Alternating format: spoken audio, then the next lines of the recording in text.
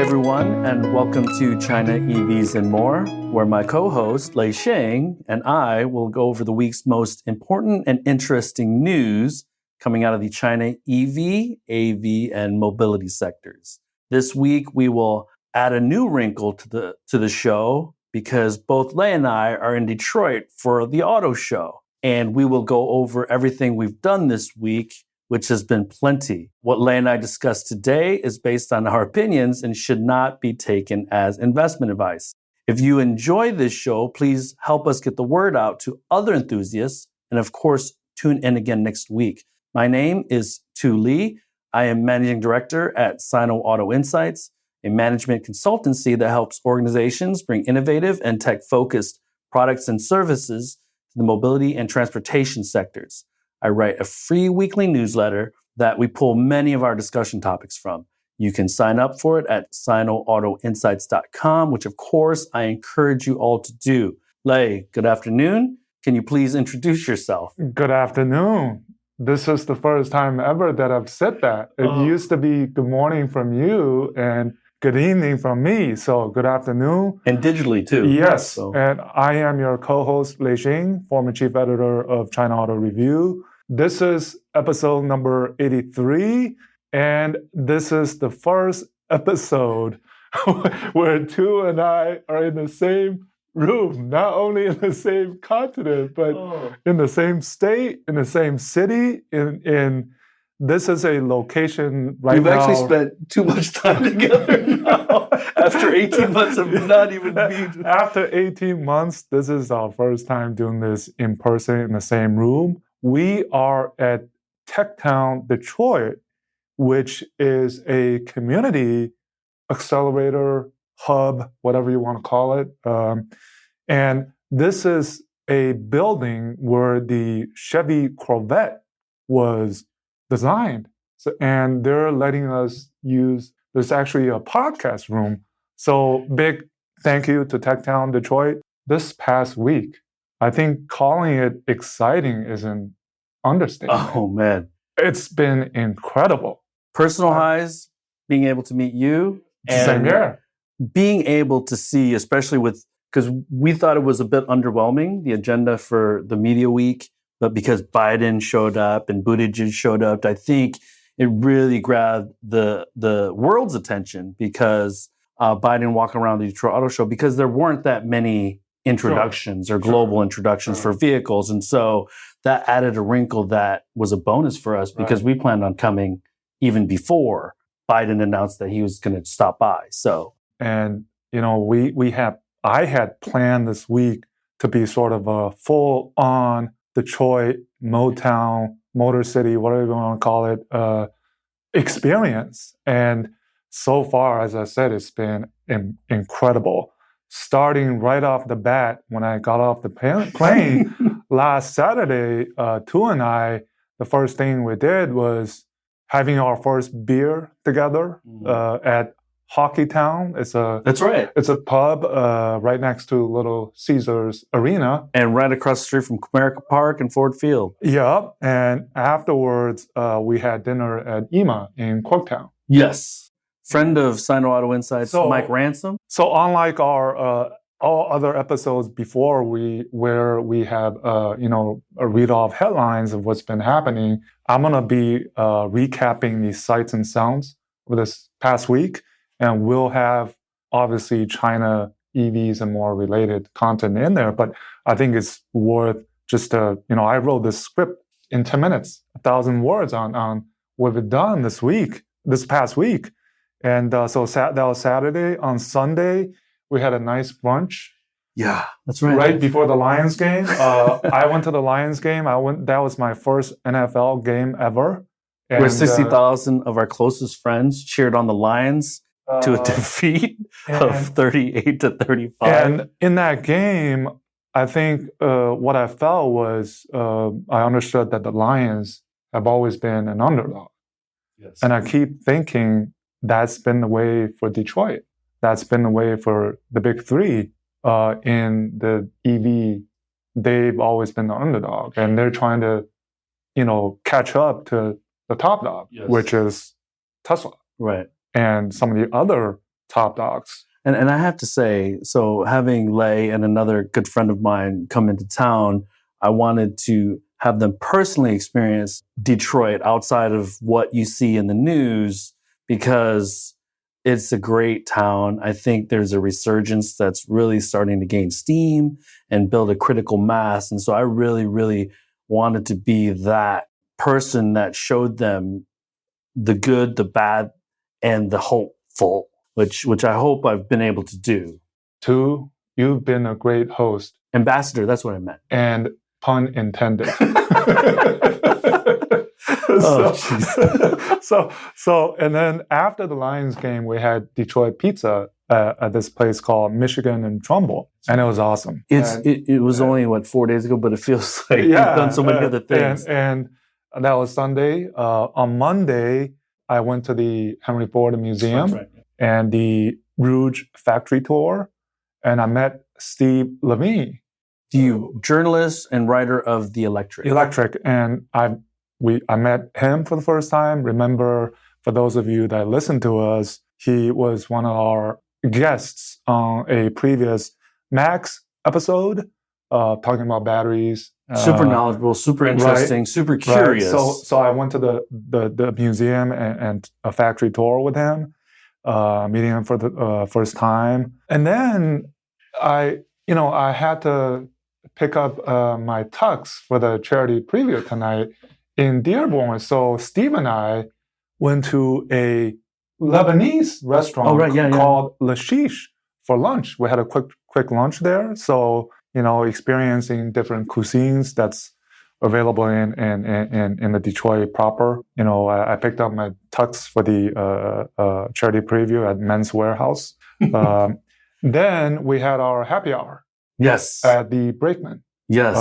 Cool place. Yeah. And we met John McElroy. Yeah. Who's, legend here in Detroit in automotive journalism, and the nicest guy you'll ever meet, but the most knowledgeable, number one, and the most still very, very well connected.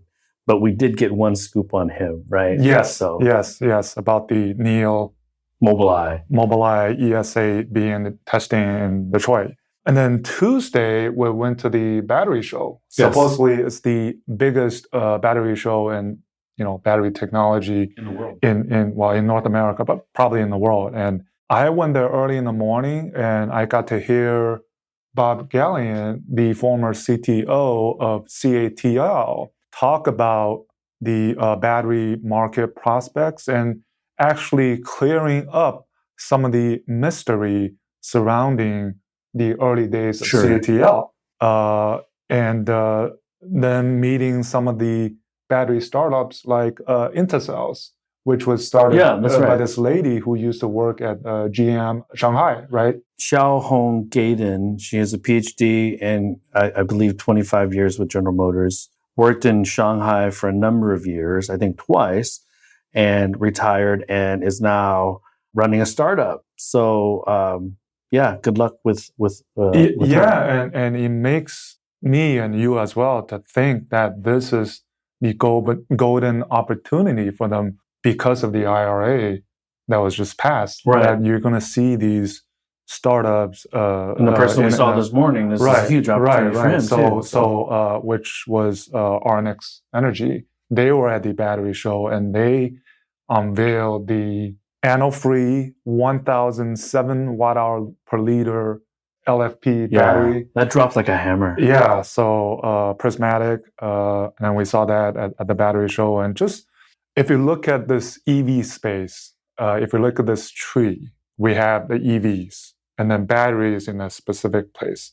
And this show, basically, if you think about batteries, okay, it's a battery, but that's another huge branch from the batteries. All these sorts of technologies, films, harnesses, cords, cells. And Mujib did mention this morning, because I asked him, how was the battery show relative to years past? And he said there seemed to be a lot more energy, a lot more people, and a lot more excitement about what's going on in the space. And I'm that has a lot to do with the Biden administration passing the IRA. So sure. And then in the morning, we were at the battery show and we had lunch with Rudy von Meister, who, by the way, is one of the earliest expats. He was in China, he was the first chief rep of Delphi, China. So that was in the early 90s. Still very connected. Yeah. We ate at a Chinese restaurant. Someone that I've known for almost 30 years since then. And we ate at a nice Sichuan Chinese restaurant right across from the Battery Show. And Rudy, he has one of the best Chinese names for a foreigner. His Chinese name is Wan Ruyi, which means 10,000 fortunes. You remember someone, by his name like that. And we reminisced the past. Then that afternoon, we went to the book depository. Yes. Next to the Michigan Central Station, which is being renovated into a mobility. Briefly, New Lab, which is a Brooklyn-based innovation lab, is opening another branch in Detroit focused on mobility. And they've partnered with Ford Motor Company on behalf of Ford Motor Company to manage the space. And there's actually two buildings being renovated. One is the book depository, and the next is Michigan Central Station, which was an old train station in Detroit that fell into disrepair a long time ago. And it's one of the most beautiful buildings in Detroit. So I can't wait until it's fully renovated with people, energy, startups. And so we'll come back and check that out once it's fully renovated. But right. And then after that, Tu, being a great host he is, drove me to different plants. Yeah. Mm-hmm. So Highland Park, where the Model T was built. We also went and where GM is building, or Factory Zero. We went to GM Factory Zero at Detroit Hamtramck Assembly Center. And where at the entrance, there was a stop sign, and on the wall, it said, "The revolution starts here," with the big Hummer EV picture. And I took a picture of that, and I said, "Stop, the revolution starts here." Yeah. And then after that, the Warren Tech Center area. Stop a second, man. I'm so tired. Like, just hearing you talk about what we did, it's just wall to wall. Yeah, and also passing the Cadillac global headquarters on Van Dyke Avenue, right? Then meeting your family, having a nice dinner at a Vietnamese restaurant in Madison Heights. And you're right. And that was Tuesday. And on Wednesday is when really what this trip was about, right? Yep. It's the Detroit Auto Show, and the significance of it being that it's the first time this is held since January 2019. And it's the first time that I've been back since January 2018. And it's the first time that the show is being held in September. Yes. Detroit had decided to move the auto show from January to June because in past Lay would come, it would be snow on the ground. So there wasn't a lot of exploring going on by folks coming into Detroit for the auto show. But I think having it in the summer, warmer months is a really great opportunity to go and explore like we did. And I think it will still be held in June, but this time, and it was a great opportunity for us to do the battery show, or for you to do the battery show and the Detroit Auto Show together. Right. But it is a bit of a conflict because the battery show should be something that has kind of its own dedicated time frame. Right? Sure. And then starting off in the morning, the first person we met was Linda Zhang, the chief engineer for the F-150 Lightning. Yes. And we're fanboys because I think she's meaning to us outside of just being an amazing woman, right? You know, being inspirational, an immigrant and a woman, right? And leading such an important project and product for Ford Motor Company. You know, I'm getting chills just talking about it because she is an example for both of our families. I have two sons, but she's an example for them as well. Sure, right? I have a daughter, you know, and my backgrounds look similar to her, arriving in the U.S. at a very young age, and then now becoming the chief engineer for the EV version of the best-selling vehicle in the U.S. Right, arguably the most iconic or one of the most iconic vehicles. And then what I remember was there was two.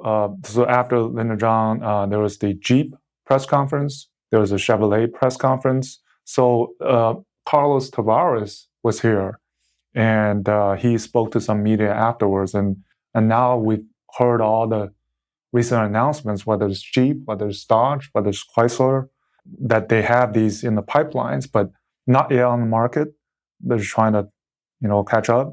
And this is likely perhaps influenced Stellantis' decision to pull out of China. Right. Because they just didn't have the products to fill the capacity of those factories, right? And now we're going to see these Jeep Willys 4xe, maybe the Wagoneer 4xe, all imported into China, possibly. And we should say that a not filled media day was then crammed because of the special guests that afternoon or that morning. So, and then we got kicked out around 10:30. Yes, 10:30. And when we were walking out, we saw GM CEO Mary Barra preparing for that visit and Mark Royce. Right, Mark Royce by POTUS, right?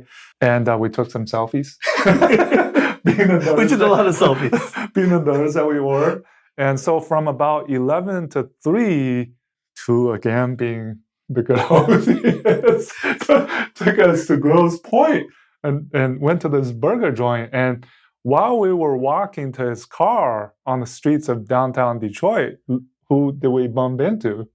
We bumped into Alicia Webb. Oh yes, one of the China mafias that we were planning to meet, and and then we said, let's go have burger. We can't be in the show anyways. Yes, let's take a break. So I've known Alicia now for over 4 years. Had never met her until we bumped into this to each other with Lei on the streets of Detroit on Wednesday. How funny was that? And I met her at last year's LA Auto Show, but it was the first time for you meeting her. One thing I did wanted to mention is in a very early on the first day was the semifinalist announcement for the North American Car and Truck of the Year, right.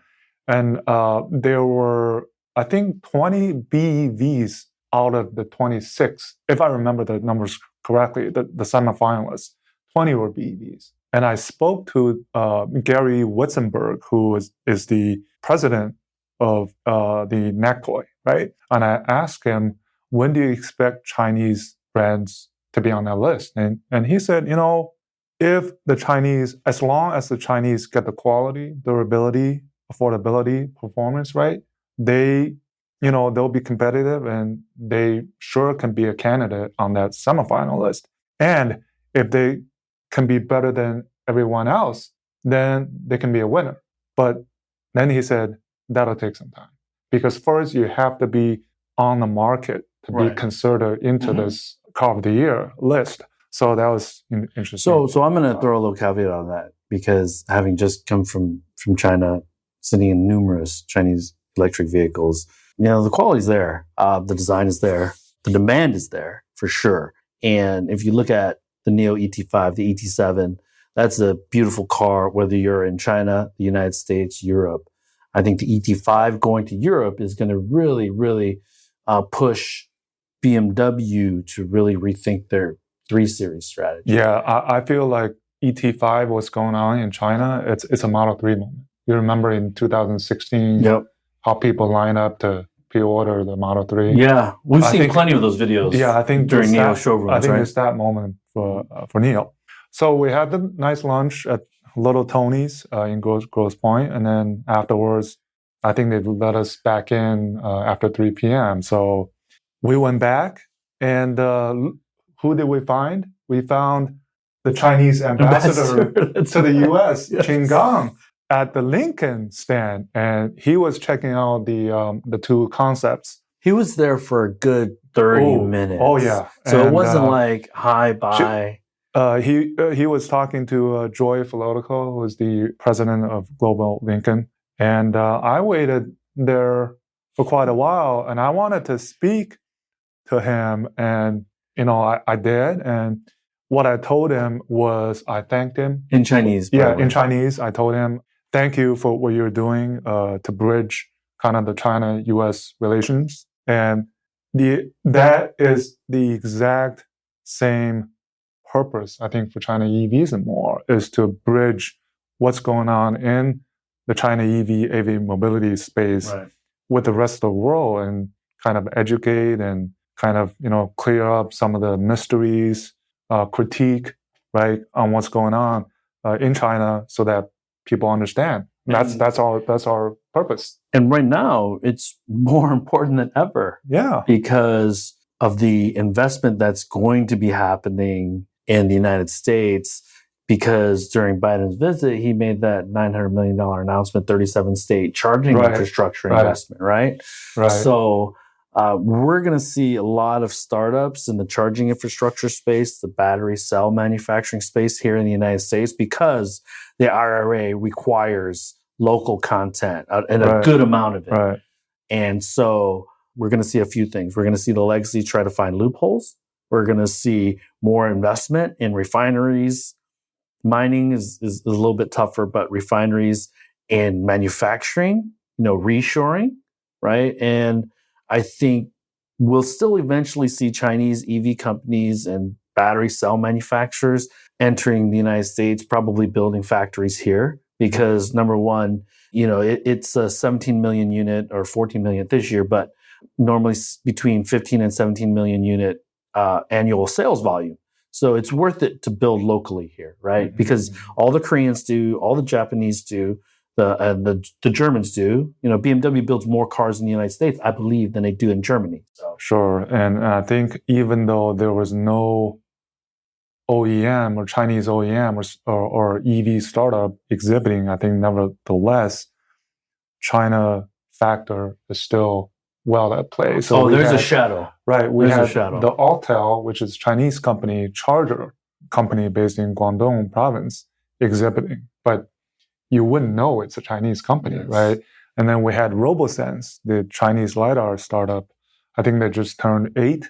They're exhibiting for the first time in Detroit Auto Show, and they will be opening up in an Plymouth. office in Plymouth, I think, pretty soon. This was their trial balloon. To see what kind of reception they would get. And throughout the show, more often than not, you will hear people talk about batteries, CATL. These names will come up, even though there's no Chinese presence, right? Because outside of China EVs and more, there's not one consistent news or information channel that I think is very accurate. Number one, and number two, that's very up to date. Right. And you and I, we talk to our moles on a weekly basis. Sure. And so I think that's what's really important because as fast as the China market moves, the information changes and evolves as well. So I think what you knew last week or last month or last year has definitely changed. And what I'm telling you is this week, I've lost track of what's going on in China because in a way that's good. Because we focus on the events that are going on here. I barely had time to sit down and check for a emails. Change. I like it that way. But once we get back, we'll follow more about what's been happening. And then later that afternoon, I talked to the Witricity, the wireless charging startup, who's actually already has a customer. Yes, FAW in China, and they have pilots in China. They have pilots, yeah.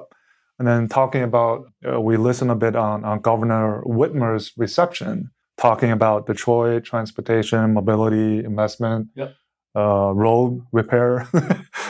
So the highlight of the day on Wednesday was the Mustang. Oh, yes. Review. Yes. One of the highlights. And really like seeing all the different Mustangs, 1,000 owners coming from all over the U.S., converge, this whole convoy converge in Detroit, right next to GM global headquarters. I think it was a statement. And the backdrop of that and Hart Plaza with the GM building right there. And then every 10 minutes, the engine of the Mustang just freaking going down the road. It brought me back to when I was a little kid, like, wow, this is so cool, right? Yeah, and just looking at those cars walking by, your adrenaline gets your adrenaline And up, you feel the history. right? You feel the history. And then once we get in, Ford CEO Jim Farley is there. What is he doing? He's taking selfies with his enthusiasts, owners. Awesome. And we got a selfie. We got a selfie with him. And we're nerds. earlier that day, we tweeted our Linda Zhang photo, and Jim Farley liked it on Twitter. So thank you, Jim Farley. We're just nerds. Yeah. And this event, hearing the employees talk rather than executive, there's nobody from the senior up talked at the event. It was all about the employees, the owners, the heritage, the legacy, and then seeing the launch and the Easter egg with the Dark Horse Performance Edition. So that was the only, in my humble opinion, that was the only automotive related media event that was exciting. We might as well call the Detroit Auto Show the Ford Motor Show, or the Mustang Motor Show. So that's how it was. Ford poked a few different people because of that event, because to not have a significant presence, if you're one of the other legacies here, and to just see, and we should note that this stampede started in Tacoma, Washington. Right. And so all of these Mustangs, or not all of them, but many of them started from the West Coast, came to Detroit, and converged on Hart Plaza, and the energy. And then not only that, but we're also fanboys for the Bigfoot. We saw those monster trucks. Yeah. I don't know what they're there for, but yeah, it was probably unrelated, but they were just there. And I will say this about the 7th gen last ICE Mustang. It was more of an evolution than a revolution. A little bit disappointed. I think the digital and the technology is injected, but the design of the vehicle, it's nice, but I got to say it does favor Camaro a little bit, right? So, yeah, I'll talk about it a little bit later. So that was Wednesday, and our feet hurt after a full day of walking around. And I was trying to be cool wearing my Jordan. Yeah, that was Wednesday, and then yesterday, the first thing in the morning was our next guest. Oh yes, yes. On our podcast, I believe he's number 11. Mm-hmm. Is the Dr. Jim Pei, Jun, the founder and CEO of Septon, right? A Silicon Valley-based San Jose, Troy office now. A LiDAR startup who recently opened up a Detroit office in Troy. So as he claims, they're the LiDAR company with the biggest presence in Detroit, and they have a commercial win with GM. Huge win. Yeah, which will have their LiDARs on the Cadillac Celestiq next year. So they're for Ultra Cruise. So right, sir.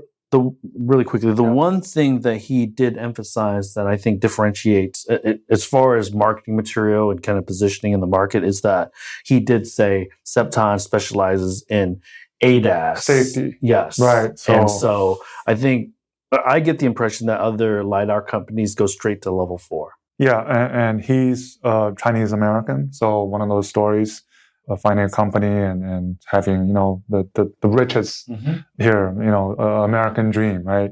Super humble guy. And they're in this, what he calls the execution phase. 4 at phases. the moment. The 4 phases. Right. You'll have to stay tuned. Yeah. Stay tuned. It was an awesome conversation. He's very straight with us. Then I think you had to go somewhere, and I went back to the show. And again, these shows, I think sometimes we take it for granted because you think that there's no big reveals, there's not much going on. But when you walk the show, you never know who you bump into.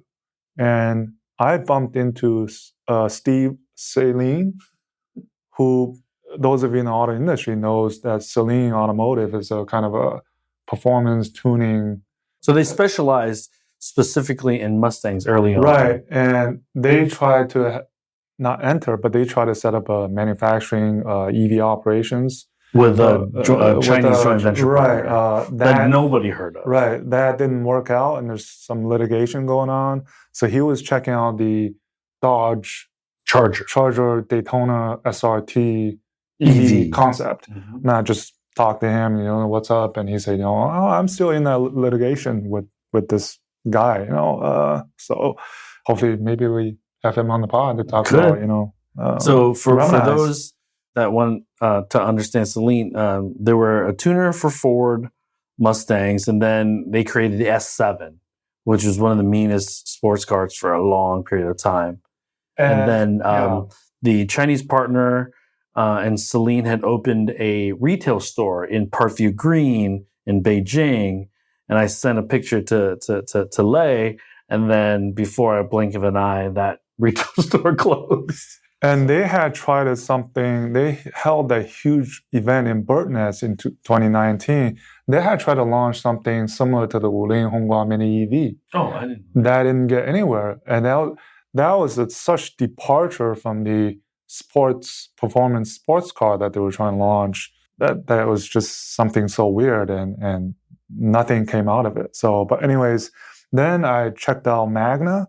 So Magna, they show some innovations on lighting and exteriors, closures, and also the investment into Yulu and Kartken and this micro-mobility, last mile.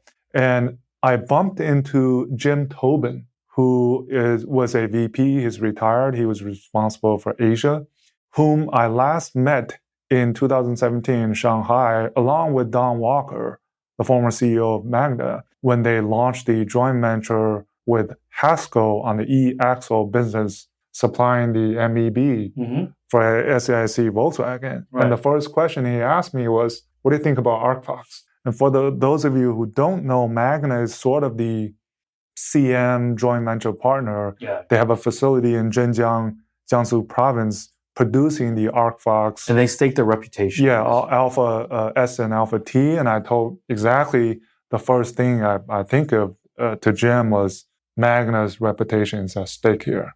And then second, I don't doubt the quality of the vehicles, but the problem is ArcFox is having some sales challenges. Yeah. Let's just put it at that. So it was good to talk to him, And he remembers me. That's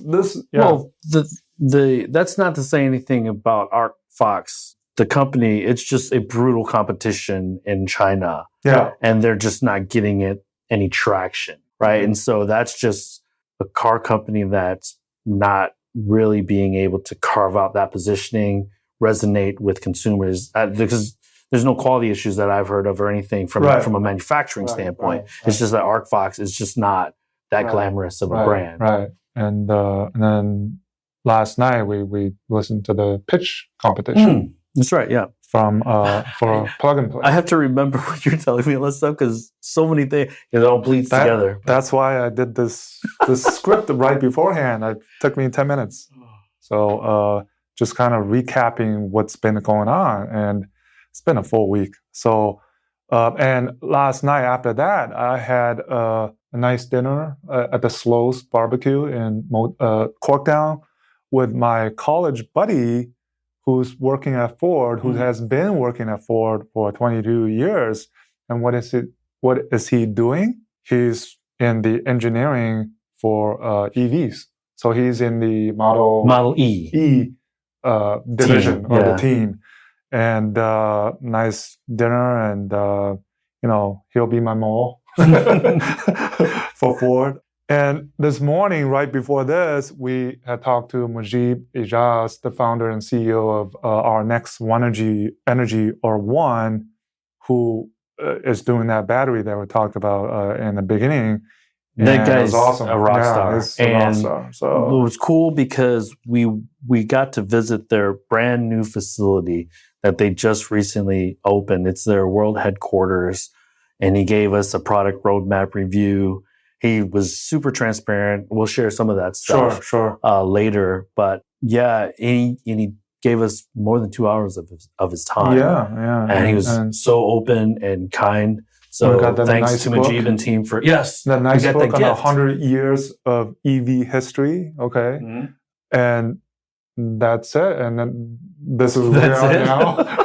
this is where what else we can are. I do? What else, as an ambassador to Detroit, what else can I do? And this is where we are now at this TechTown Detroit. Thank you again for hosting us, using the facility here, and we're saving the best for last, which is the charity preview tonight.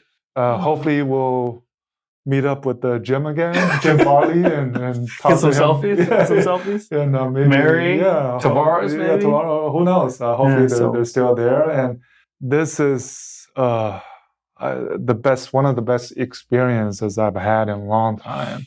Right? Because the pandemic and meeting people, talking to people, reminiscing, reconnecting, recollecting.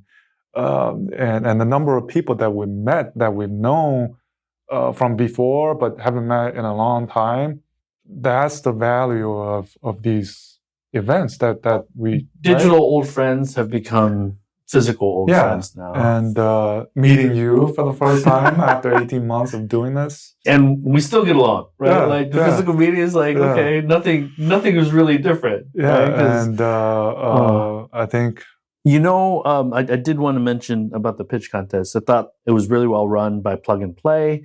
There were 13 startups, 10 judges, mostly corporate judges. And so it was good. And I think what I hope to see, because TechTown, Plug and Play, and New Lab are all trying to recruit startups to come, mobility startups specifically, to come to Detroit and grow their businesses or find customers. And so I think for anyone in that space that was wondering whether or not Detroit is open for business, there's no doubt post-Biden administration, post-Biden visit, that the United States is leaning into Detroit, other parts, Silicon Valley, to really become a mobility center, right?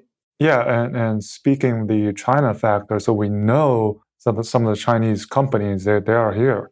RoboSense being one, Altel being one, and depending on the IRA, we discussed with many different acquaintances what's happening with BYD, what's happening with CATL. Those are imminent, but I think there's also some question marks. But there's no guarantee they'll be successful. Right, but I think it's still a matter of time. Geely was in Detroit in 2006. It's been 16 years, going on 17. That the Chinese are coming. They're still coming. Not here full on yet, but they'll be here at some point in time. Well, like you said, the NAC toy, right? Yeah. I don't think there might have been one last year for the Car of the Year semifinalist. Now there's 26. So once that starts happening, then you'll start seeing more attempts at entering the market, right? And we know the China automotive space, the strength is in the EV companies. It's not in the ICE company. Yeah, and they're coming in different ways, as attested to Neo ESA being in Detroit through Mobileye. So we haven't spotted one yet. We tried to, try to see if we can get a ride, but unfortunately... I will keep on working at trying to get us a ride. And, I tweeted out, Neo entered the U.S. through the back door using Mobileye. Sure. And so Hell or Highway, they're coming, right? There's no doubt. But there's certain tensions, certain changes in diplomacy that need to be addressed that I don't think were there just 6 or 8 months ago. Right, Ambassador Qinggang said in that Bloomberg commercial, right, about the decoupling. But that's the same thing is kind of going on, I think, in China as well. Yes. Which is unfortunate, and hopefully that'll change. But I think any way you look at it, there's no stopping the Chinese from coming. It's So that's the weird thing, right? Because the foreign legacies in China they're finding that their products aren't resonating as much as in the past. Number one. Number two, I think they're finding the business climate a little more challenging than in the past, or because of the reduced sales, maybe they're a bit more vocal about it. Whereas when Volkswagen was selling 4 million cars, they were willing to take a bit of what was going on from a government standpoint. But now that they're shrinking share, maybe they're going to raise their hand a bit more and be more vocal. And this is where, to be quite frank, the Chinese government might do a disservice to some of these Chinese EV companies, because if they enter the United States, it could become really challenging because of what the Chinese government is doing in China. So what's been clear to me about this week and moving forward is that the United States has really, really lit that first match to try to bring the sector up. Now. Yeah, and the dinosaurs being displayed in the hallways is kind of testament to maybe is that signaling the end of an era and the beginning of a new era? Maybe, right? That's how I look at it, right?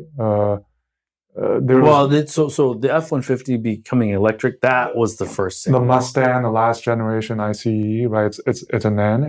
It's a beginning of an end. The Charger being electrified. Right? And then there were some, concepts, the Lincolns, the Buick concept, the Dodge, the Hummer, Hummer EV, Cadillac Lyric, right? So I think U.S. is entering that phase, but maybe, I don't know, a decade later than China. Yes. Sort of. So, and we shouldn't ever talk about sales volume comparisons because China's the largest market, so that's never going to work out. But the excitement is starting to build here. The products are starting to really increase substantially. The Blazer, remember the $30,000 Blazer, the $30,000 Equinox. The $30,000 Equinox, the $40,000 Blazer. So Chevrolet, we forgot because we went to that media event for Chevrolet, right. And they talked about an EV at every price point, right? And so that's all I had today. Yeah, I think for auto shows, there weren't big reveals. One of the trends is because maybe brought by the pandemic that it was more effective doing one-off events in different ways rather than trying to compete with different press conferences. And I think that's going to continue to happen for these launches. Yeah, and right? so I don't know what the future is for the Detroit Auto Show. We'll be in LA in November. Well, I think in the US, the events such as the Pebble Beach, the Quail, LA Auto Show, CES are the probably events that the go-to events. But still, I mean, for me, I don't take things for granted. As I said, Detroit Auto Show is just nice to learn, nice to experience, nice to talk to people.